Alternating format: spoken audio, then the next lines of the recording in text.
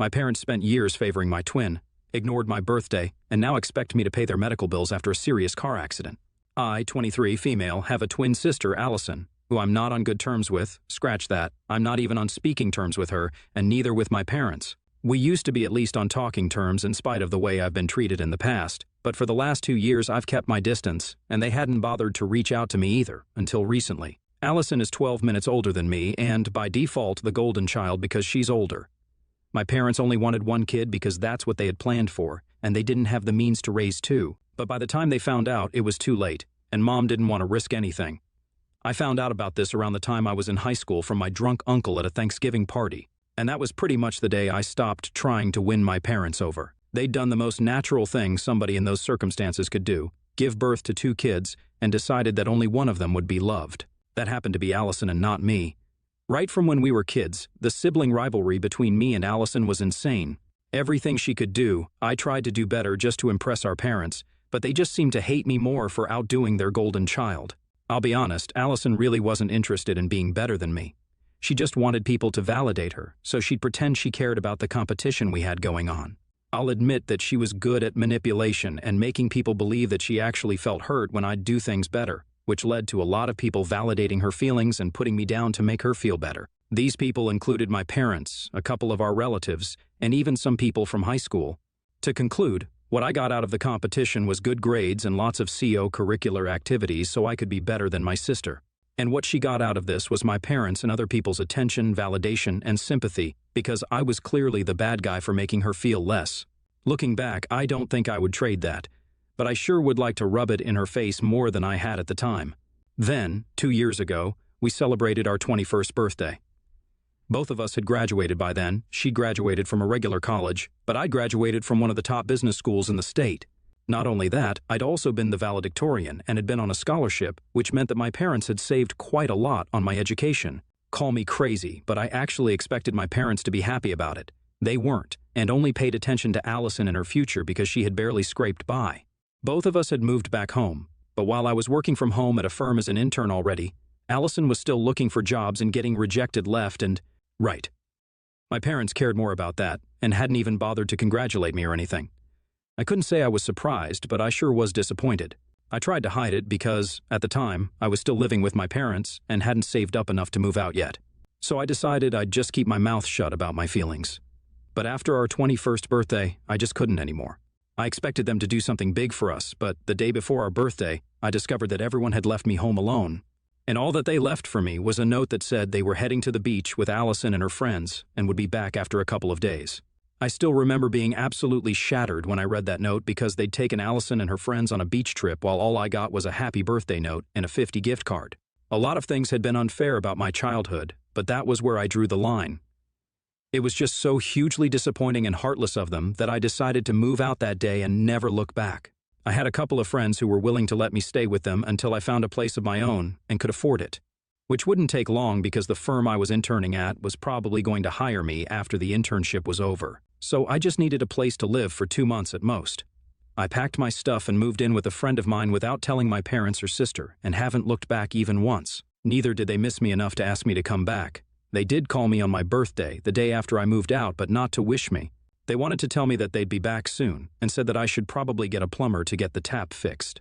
I told them that I wasn't living at home anymore and I'd moved out, thinking that at least that information would get a reaction out of them, but with no such luck. My parents seemed all right with it, and Allison didn't care. So that was it. That was the last time I had a proper conversation with my family. Since then, I haven't gone back to see them, and neither have I heard from them. I did hear about Allison sometimes from my friends a couple of times, and that's how I stayed updated on her life, but that's about it. They didn't know anything about my parents, and my parents didn't know anything about me. I've worked hard over the past 2 years, and now I have a place of my own. It's not a mansion, but it's a nice apartment in a good neighborhood.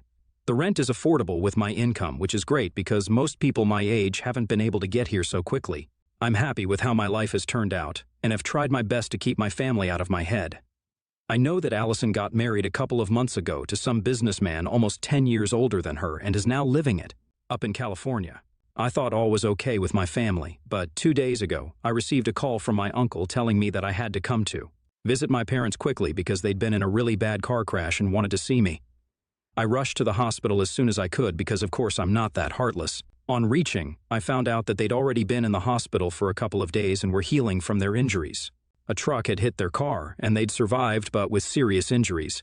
They didn't have health insurance because my dad had always believed that if we just took care of ourselves, we wouldn't need the hospital at all, which is by far one of the most idiotic takes I've ever heard. They'd first contacted my sister, but she told them that she wasn't going to come back, and neither was she going to help them.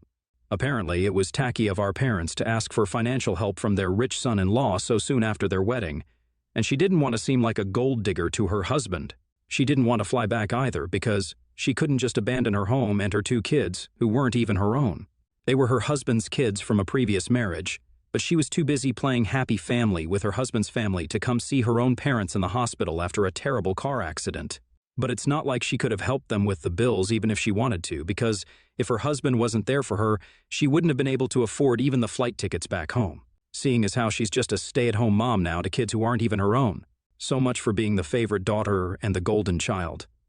I couldn't believe that they hadn't even had the decency to call me first.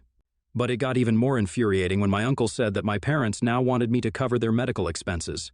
It's obviously a huge amount, and it'll take me a long time to recover from a financial loss like that. I don't want to have to spend so much, especially on people who never cared for me or showed me any love my entire life. I know they have other family to take care of them, and even if I don't pay for them, someone else will. It's just that it'll probably be more humiliating for them to take money from others, and they'll definitely have to return it a lot sooner than they would have had to return the money to me. At least that's what they told me while requesting me to cover the bills, and even promised I'd have the money back in no time. So, I don't know. I'm in a tough spot right now. I can either humiliate my parents by refusing to pay their medical bills and look out for myself, or I can pay for them, lose out on my own money, and then keep waiting for them to return that amount. If I'm going to be totally honest, I'm not inclined to pay for them at all. We haven't spoken in the last 2 years, and things have been bad between me and my family for as long as I can remember. They're as good as strangers to me now, so I don't feel very compelled to help them out right now. But then that would mean I'm no better than Allison, which would suck. So, AITA for not wanting to help my parents pay their hospital bills after they were in a really bad car accident? Update 1. Hey there. I decided not to help my parents. It was a really hard thing to do, but to be honest, I knew their bills would be taken care of, so they had nothing to be worried about. They'd only asked me because they didn't want to ask their other relatives and were being too egoistic. I haven't told them about it yet, though, because how do you even tell your family that you're not going to be helping your parents cover their medical expenses after they've been in such a terrible accident? It's been almost 5 days since I met them, and after reading the comments, I realized I was still subconsciously competing with Allison. She didn't help our parents, so I felt the need to step up and prove that I was the better daughter or whatever. I guess I won't ever be able to get rid of that competitive streak no matter how hard I try. It's just who I am now. Most of the comments did say that it was stupid of my parents to not have health insurance, and I agree. It was really stupid of my father to discourage that, and had I been part of their lives, I would have made sure that he got insurance. He didn't even have his car insured because he thought he was that great of a driver. They're lucky that the accident was the truck driver's fault because otherwise, the cost of the car repairs would also be coming from their own pockets. Coming to their financial situation, which a lot of you had asked about, to come to a conclusion, I'd say that my parents are okay. They're not rich, they're not poor. My dad is the sales head at the company he works in, and my mother works in HR but at a smaller firm. Their combined income is enough for them, and since they no longer have to support me or Allison, I'd say that they have sufficient money. Growing up, Allison and I didn't have to worry about money, but of course, we couldn't live extravagantly either. We were in the middle, and we still are, but I can't figure out why my parents won't be able to pay for their bills themselves. If they can borrow money but then promise to return the money eventually, then they can surely just pay the bills themselves. They haven't told me the reason why either, and I don't think I'll be able to find out after this either. Update 2. I told my parents that I won't be covering their expenses. They've been calling me for the past week, and yesterday I finally realized I couldn't just ignore them and let this go on until they were out of the hospital. So I answered their calls and told them that I'd thought about it, and I didn't think I felt the need to help them. As expected, they didn't take it very well and were very angry about it. My mom totally tore into me and yelled at me as loudly as was possible for her with her broken ribs, called me ungrateful and stuff, the usual. My dad just told me that I was no longer their daughter and disconnected the call after my mom was done yelling at me. It didn't hurt the way I thought it would because I hadn't been their daughter for a really long time. I mean, I can't even remember the last time I felt loved by my parents. They hadn't spoken to me on purpose or checked up on me for 2 years just because I'd moved out after they'd ignored me on an important birthday. So I'd never had parents anyway. I'm just going to lead my life the way I was for the last 2 years and probably even before that. This doesn't make that big of a difference to me like my parents had thought it would. Unfortunately, my uncle did call me after the phone call with my parents to give me another earful. But I hung up after the first couple of seconds because I didn't need this from others too. They could think whatever they wanted about me, it just didn't matter to me at this point. My uncle then texted me to inform me that they still had another family to arrange the money from and that, since it had come to this now, my parents had decided to use the money from the fund they'd set aside for our weddings. They'd already blown more than half of the wedding fund on Allison's wedding, and whatever little money they had left after that, they'd spent on a Europe trip. Which is why now they barely had any savings left, and that's why they couldn't pay for themselves. So that's one mystery solved. Of course, my uncle had told me everything to make me feel bad, but all it made me feel was relief that I hadn't spent my hard-earned money on my parents' bills. They'd spent their own savings irresponsibly, and that wasn't my fault. Their not having insurance because of their own delusional beliefs was also not my fault. Now they could borrow money from their relatives or go to hell, but I wasn't giving them anything. They weren't entitled to anything of mine anymore. Not my time and definitely not my money. Update 3. Hey, so something really weird happened today, and I need to get this off my chest. I haven't been able to tell my friends about anything that's been happening with me because most people I know right now haven't known me for long. And I don't think I want to reveal anything about my history with my family to these people right now. So Reddit is all I have. Anyway, it's been almost 2 weeks since I last spoke to my parents. A couple of hours back, around the evening, Allison showed up at my place, and I was surprised by her sudden visit. Firstly, because I didn't think she'd known where I was living, but one of our old friends from high school told her the neighborhood I lived in. And she did some asking around to find out where I was, which was a lot of effort for her to undertake to meet me, of all people. She also looks and acts very differently from what I remembered. She's become more refined and sophisticated, I think, and that's been a huge difference because earlier she used to talk like she was still in high school, but now she sounds more grown up somehow and even behaves better. Her way of dressing has changed, the jewelry she wears has changed, and even her makeup. It actually felt like I wasn't even talking to Allison today. Everything about her has aged all of a sudden, but one thing that hasn't changed is how she is as a person. I guess you cannot put makeup on your heart and tell people to call it Mrs. Davis, like she did with herself.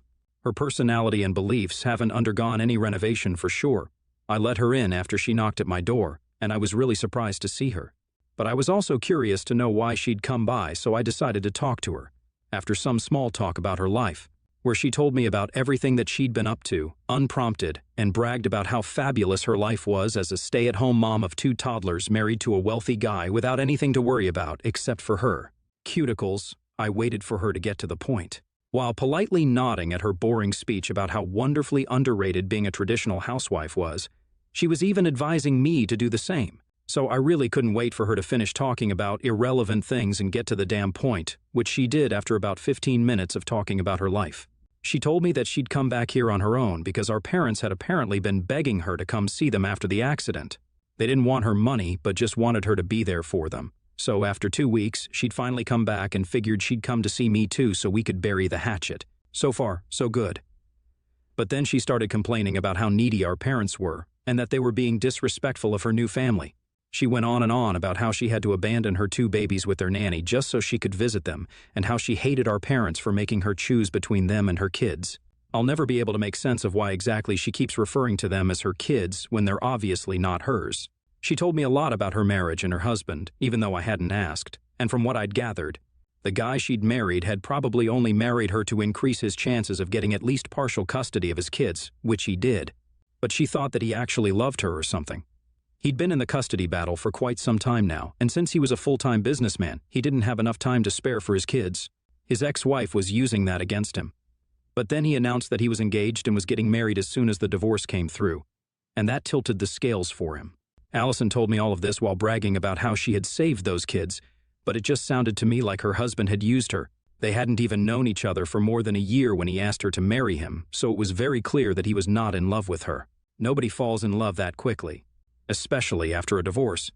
But she seemed blissfully unaware of it, or maybe she knew that he didn't love her, but was willing to look past that because of the huge bank balance and was okay with being a glorified nanny to her husband's kids. In addition to that, she was mad at her own parents for wanting her to be by their side after they'd been in a really bad accident because that was somehow taking away from her time with her new family.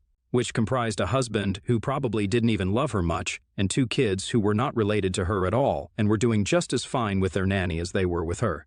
If the word ungrateful ever had a face, it would be Allison's. I'm no fan of my parents myself, but honestly, when she was talking to me about how they were being too needy, I couldn't even believe that this was the girl they'd rejected me over and over again for. Then she got to the point of her visit and told me that she'd be leaving in 2 days. She'd promised Mom and Dad that she'd stay for at least a month, but she claimed that she was already bored of listening to them talk about the accident and how they'd had the worst experience of their lives for the 10th time and needed to get back home soon. So now she wanted me to reconcile with them and take her place because she didn't want to feel the guilt of knowing that she'd abandoned her parents when they needed her to be there for them. She didn't know that they'd cut me off yet because I refused to help them with the bills, probably because they don't talk about me or even think of me, so they didn't bring that up with Allison. She was here because she wanted sympathy from me, because she'd had to deal with our parents, had to abandon her family, and now wanted to use that sympathy for her own gain. She wanted to make me step into her shoes and become our parents' emotional support because she didn't feel up to the task. It was just classic Allison manipulation, but I knew it all too well and didn't fall for it. I also had no intention of telling her that while she was at my house, which would inevitably lead to a fight, so I told her that I'd try, but I know I won't. She laughed after telling me to keep in touch, but we both know she doesn't mean that. I was actually glad to see the back of her because not only was she a terrible and narcissistic person, but she was also really boring to talk to. I could barely get a word in while she droned on about her uninteresting life in California. It basically just revolves around parties, her stepchildren, and her husband. She thinks she's living the life, but I thought it was really sad since clearly her husband doesn't love her, and her kids spend half of their time with their mom anyway. So of course, they're going to grow up to prefer their biological mom over Allison, and probably do so even now, from what I heard. But it's okay because that's the life she chose for herself, and the life I choose for myself is going to be one that is far, far away from my family because they're really undeserving of even a quarter of my attention or sympathy. If anything, today taught me that I've been right to distance myself from my parents and my sister because I do not want to be part of these people's lives. They're incredibly selfish and cruel, and I highly doubt they're even capable of thinking of anyone apart from themselves, especially Allison. I'm ashamed that I'm even related to such people, honestly. At least now I've been able to cut ties with all of them for good, and it isn't likely that they'll be able to get in touch with me anytime soon. I blocked Allison as soon as she left, and I've already had my parents and other relatives blocked for a couple of days now. So I think I'm safe from being troubled by my family for at least the near future. I'll pray that they don't get back in touch with me after this either because I'm way better off without them.